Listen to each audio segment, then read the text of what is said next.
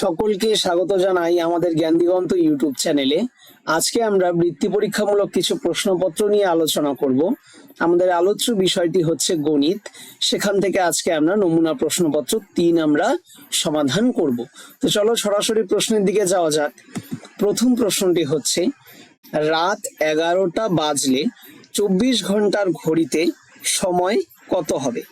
রাত 11টা যদি বাজে, 24 ঘন্টার ঘড়িতে আমাদের সময় কটা বাজবে? আমরা আগের দিনও জেনেছিলাম যে দুপুর 12টার পরে 24 ঘন্টার ঘড়িতে 13টা, 14টা, 15টা এরকম করে করে বাজতে থাকে। তাহলে রাত 11টায় কটা বাজবে? রাত 11টায় বাজবে হচ্ছে 23টা।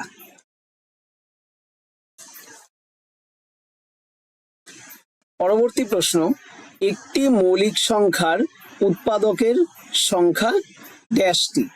মৌলিক সংখ্যার উৎপাদকের সংখ্যা কটি হয়? মৌলিক সংখ্যার উৎপাদকের সংখ্যা হচ্ছে 2টি, 1 এবং সেই সংখ্যাটি। 500 সেন্টিমিটার সমান সমান কত মিটার? তাহলে দেখো, সেন্টিমিটার থেকে আমাদের মিটারে যেতে হবে। তাহলে কিলো, হেক্টো, ডেকা, মিটার, ডেসি, সেন্টি, মিলি। সেন্টিমিটার থেকে আমাকে মিটারে যেতে হবে। তাহলে কত দিয়ে ভাগ করতে হবে? প্রত্যেকটা ঘরের জন্য 10 10, অর্থাৎ 100 দিয়ে আমাকে ভাগ করতে হবে। এবার 500কে যদি আমি 100 দিয়ে ভাগ করি তাহলে কত মিটার হবে? 5 মিটার। 0.9কে সামান্য ভগ্নাংশে লিখলে কত হবে? 9/10। 10 কোথা থেকে আসলো? দশমিকের জন্য একটা 1 আর পরের ঘরের জন্য একটা 0। এবার বলছে 1 ও 1/15 এর মধ্যে কোন চিহ্নটা বসবে? লেস দেন না গ্রেটার দেন চিহ্ন বসবে। দেখো, 1 কিন্তু ভগ্নাংশ সংখ্যার থেকে সবসময় বড় হয়, কারণ 1 একটা পূর্ণ সংখ্যা। তাহলে খোলা মুখটা কোন দিকে থাকবে? 1-এর দিকে থাকবে। আমরা জানি যে খোলা মুখটা যেদিকে থাকে সেদিকে হচ্ছে সংখ্যা বড় হয়। তারপর ইটের মতো জিনিসের আকারের নাম আমরা কি বলি? ইটের মতো আকারের জিনিসকে আমরা কি বলি? ঘন বস্তু।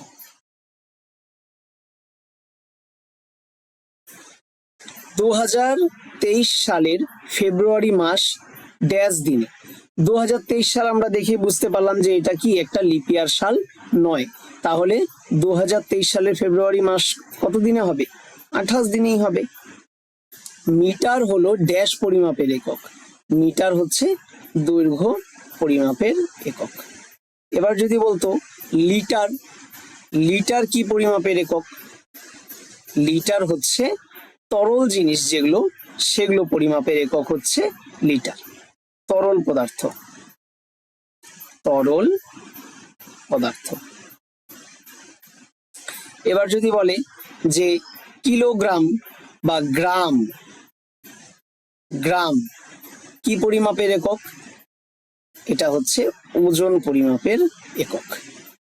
পরবর্তী প্রশ্ন দেখবো আমরা ক নাম্বার, 7503 দ্বারা গঠিত 4 অঙ্কের বৃহত্তম ও ক্ষুদ্রতম সংখ্যা দুটি লিখি। তাহলে 7503 দ্বারা গঠিত 4 অঙ্কের বৃহত্তম সংখ্যাটি কি হবে? 4 অঙ্কের বৃহত্তম সংখ্যা হলো 7 হবে, 5 হবে, তারপর 3 হবে, তারপর 0 হবে। মানে বড় থেকে ছোট সাজাতে হবে। এবার ক্ষুদ্রতম কিভাবে লিখবো? সেম ভাবে 4 অঙ্কের ক্ষুদ্রতম সংখ্যা। ক্ষুদ্রতম সংখ্যাটি হচ্ছে, 0কে তো আগে দিতে পারবো না আমরা, তাহলে প্রথমে কি দিতে হবে? 3, তারপর 0, তারপর 5, তারপর 7। পরবর্তী প্রশ্ন দেখো, 12 দিন 10 ঘন্টা সমান সমান কত ঘন্টা? 12 দিন 10 ঘন্টা সমান সমান কত ঘন্টা? তাহলে 10 তো ঘন্টাতে আছেই, একে তো আমার পরিবর্তন করার প্রয়োজন নেই। তাহলে 12 দিনকে আমার ঘন্টায় নিতে হবে। আমরা জানি যে 1 দিন সমান সমান কত ঘন্টা? 1 দিন হচ্ছে 24 ঘন্টা। তাহলে 1 দিন যদি 24 ঘন্টা হয়, 12 দিন কত হবে? তাহলে 12 গুণ 24 হবে, চলে গেল এটা ঘন্টায়, তারপর যোগ 10 ঘন্টা আরো। তাহলে 12 আর 24-কে গুণ করলে কত হবে? 24 দুগুণে 48, 8 হাতের আছে 4, 24 অক্ষে 24 আর 4-এ 28 যোগ 10 ঘন্টা সমান সমান কত হবে? তাহলে 298 ঘন্টা। পরবর্তী প্রশ্ন, ছোট থেকে বড় সাজাও। ছোট থেকে বড় সাজাও, এগুলো খুব সহজ জিনিস। তাহলে সব থেকে ছোট কোনটা হবে? প্রথমে হবে হচ্ছে 2059, তারপর হবে 3870, তারপরে হবে 4937, তারপর হবে 5139। এবার বলছে 35 সংখ্যাটি কোন কোন মৌলিক সংখ্যার গুণিতক, অর্থাৎ কোন কোন মৌলিক সংখ্যার গুণিতকের ঘরে এই 35 সংখ্যাটি আসে। 5-এর ঘরের দেখো, আমরা যদি নামতা পড়ি কি কি আসবে? 5 একে 5, 5 দুগুণে 10, 3 5-এ 15, তারপর 4 5-এ 20, 5 5-এ 25, 5 6 30, 5 7-এ 35। আর কিসের ঘরে 35 আসে? 7-এর ঘরে। 7 একে 7, 7 দুগুণে 14, 3 7-এ 21, 4 7-এ 28, তারপর 5 7-এ 35। তাহলে 35 সংখ্যাটি কোন কোন মৌলিক সংখ্যার গুণিতক? 5 ও 7-এর গুণিতক। 5 ও 7-এর গুণিতক। এবার বলছে সংখ্যায় লেখো 8,06,05,079। আমরা তাহলে একক দশক শতক করে এভাবে লিখে নিই, তাহলে আমাদের লিখতে সুবিধা হবে। একক দশক শতক হাজার অযুত লক্ষ নিযুত কোটি। তাহলে 8 কোটি, কোটির ঘরে 8 বসাবো। তারপর বলেছে 6 লক্ষ, লক্ষর ঘরে 6 বসাবো। তারপর বলেছে 85,000, তাহলে এই অযুতের ঘরের থেকে হাজারের ঘর পর্যন্ত 85,000। তারপর 79, এখানে লিখে দিলাম 79, মাঝখানের ঘরগুলো শূন্য দিয়ে ভরে দেব। এই যে আমার সংখ্যায় লেখা হয়ে গেল। পরবর্তী প্রশ্ন, আমাদের স্কুলের খেলার ক্লাস বিকেল 3:35 শুরু হলো। খেলা 35 মিনিট ধরে চললে কটার সময় শেষ হবে? 3 ঘন্টা 35 মিনিট আরো তার সাথে এই খেলার সময়টা যোগ হবে, তাহলে আমরা বুঝতে পারবো যে খেলা এক্সাক্ট কখন শেষ হবে। সমাধান, 3:35 মিনিট, তার সাথে আমাকে আরো 35 মিনিট যোগ করতে হবে। তাহলে করি যোগ। 5 5 10-এর শূন্য, হাতের আছে 1, 3 3 6 রাখে 7, আর এদিকে হচ্ছে 3। তাহলে 3 ঘন্টা 70 মিনিট। এবার এই 70 মিনিটকে আমরা কিভাবে লিখতে পারি? দেখো 3 ঘন্টা তো আছেই, এই 70 মিনিটকে আমরা লিখতে পারি না 1 ঘন্টা 10 মিনিট, কারণ 60 মিনিটে 1 ঘন্টা হয়। এদিকে 60 মিনিট আর এখানে 10 মিনিট, টোটাল হচ্ছে 70 মিনিট। তাহলে 3 ঘন্টা আর এই 1 ঘন্টা কত হলো? 4 ঘন্টা 10 মিনিট। তাহলে যদি বলে কটার সময় খেলাটি শেষ হবে, খেলা শেষ হবে 4:10 মিনিটে। পরবর্তী প্রশ্ন দেখো, 7 ও 11 যমজ মৌলিক কিনা ব্যাখ্যা করো। আচ্ছা, 7 ও 11 কি যমজ মৌলিক সংখ্যা? না, 7 ও 11 যমজ মৌলিক সংখ্যা নয়। তার কারণ কি? তার কারণ হচ্ছে এদের এক এবং সে নিজে ছাড়া অন্য কিন্তু কোনো গুণনীয়ক নেই। 7-এর যদি কোনো গুণনীয়ক যদি তুমি বের করো, 7-এর গুণনীয়ক কি কি হতে পারে? 1 এবং 7-ই হতে পারে। 11-র গুণনীয়ক কি কি হতে পারে? 1 এবং 11-ই হতে পারে। তাহলে যেসব সংখ্যার এক এবং সেই সংখ্যা ছাড়া অন্য কোনো গুণনীয়ক নেই তাদেরকে আমরা কি বলি? মৌলিক সংখ্যা বলি। এবার যমজ মৌলিক সংখ্যা বোঝার আরেকটা উপায় আছে, এদের পার্থক্য সবসময় 2 হয়। তাহলে 7 আর 11-র কি পার্থক্য 2 আছে? দেখো তো, 7-এর থেকে যদি 11 বাদ দিই কত হয়? 4 হয়। এদের পার্থক্য কিন্তু 2 নেই, পার্থক্য 2 কিন্তু হচ্ছে না। তাহলে যদি পার্থক্য যদি এদের মধ্যে 2 না হয় তাহলে সেটাকে আমরা যমজ মৌলিক সংখ্যা বলতে পারবো না। এবার 7-এর সাথে যমজ মৌলিক সংখ্যা কোনটা হতে পারে? 7-এর সাথে যমজ মৌলিক সংখ্যা আমরা 5 আর 7-কে লিখতে পারি। দেখো ওদের মধ্যে ডিফারেন্সটা কত আছে? 2 আছে। তাহলে এটা একটা যমজ মৌলিক সংখ্যা। যদি জিজ্ঞেস করতো 11-র সাথে যমজ মৌলিক সংখ্যা কোনটি হবে, তাহলে 11-র সাথে যদি আমরা যমজ মৌলিক সংখ্যা বের করি তাহলে কত হতে পারে? 13 হতে পারে।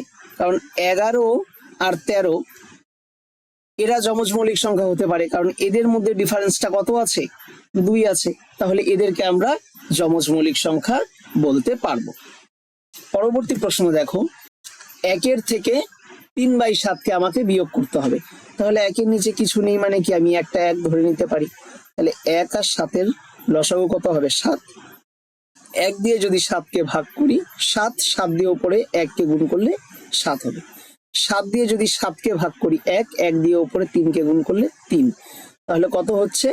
7-এর থেকে 3 বাদ দিলে 4 আর নিচে হচ্ছে 7। পরবর্তী দেখো, 2009 থেকে 2018 পর্যন্ত কোন কোন সাল লিপ ইয়ার?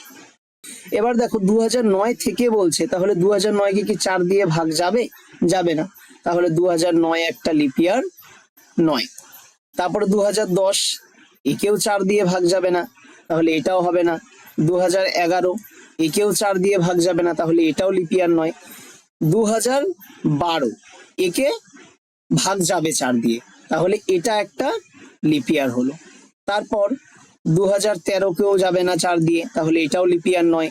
তারপর 2014, একেও 4 দিয়ে যাবে না, এটাও লিপ ইয়ার নয়। তারপর 2015, একেও 4 দ্বারা ভাগ যাবে না, তাহলে এটাও লিপ ইয়ার নয়।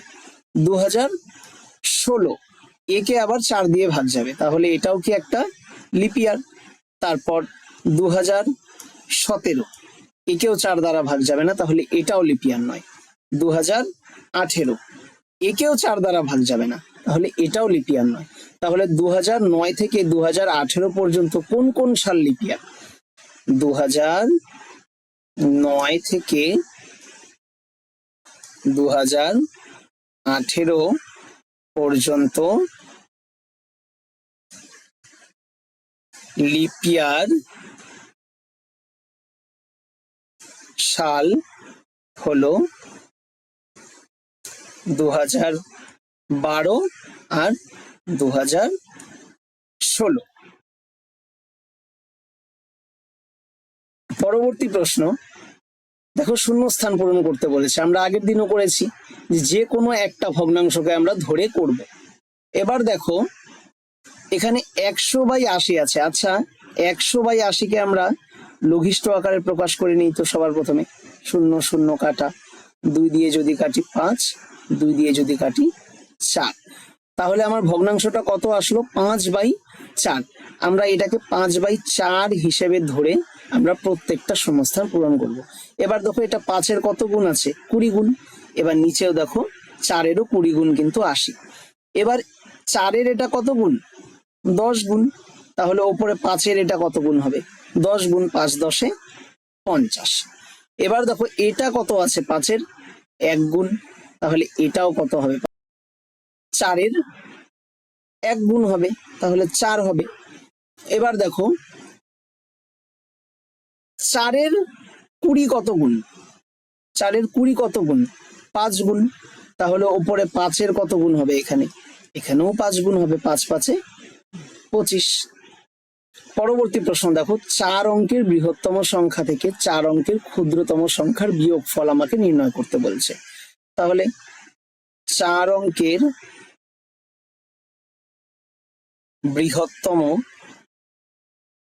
সংখ্যা 4টা 9, আর 4 অঙ্কের ক্ষুদ্রতম সংখ্যা কি হবে? ক্ষুদ্রতম সংখ্যা হচ্ছে 1 লিখে 3টা 0। এবার বলেছে এদের বিয়োগফল।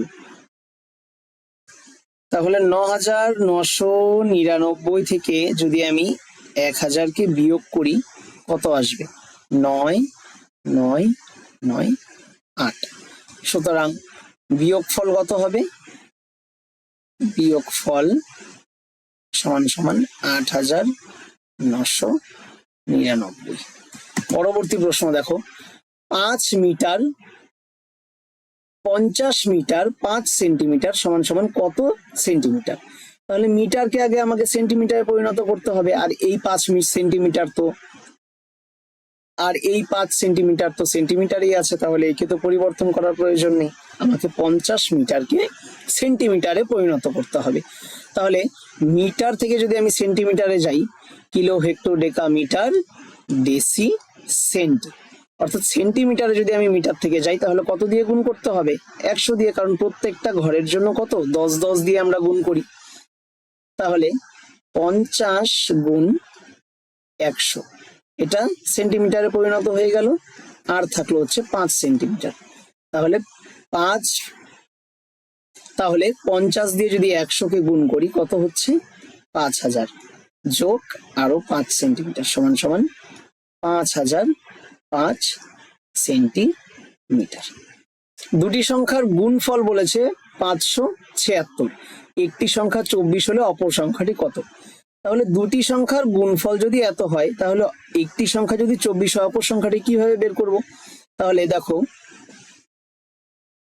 দুটি সংখ্যার